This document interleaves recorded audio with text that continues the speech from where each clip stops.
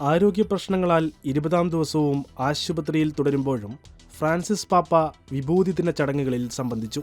March 5-നാണ് ജമല്ലി ആശുപത്രിയുടെ 10-ാം നിലയിലുള്ള തന്റെ മുറിയിൽ നിന്ന് ഫ്രാൻസിസ് പാപ്പ വലിയ നോമ്പിന് ആരംഭം കുറിക്കുന്ന വിഭൂതി ബുധനാഴ്ചയുടെ ചടങ്ങുകളിൽ പങ്കെടുത്തുവെന്ന് വത്തിക്കാൻ പത്രക്കുറിപ്പിലൂടെ അറിയിച്ചു.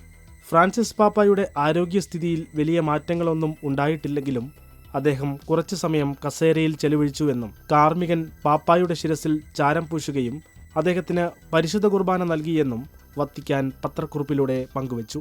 മാർച്ച് 5-ന് ഗാസയിലെ തിരുക്കുടുംബ ദേവാലയത്തിന്റെ വികാരി ഫാദർ ഗബ്രിയേൽ റോമനെല്ലിയുമായി ഫ്രാൻസിസ് പാപ്പ ഫോണിലൂടെ സംഭാഷണം നടത്തിയിരുന്നു.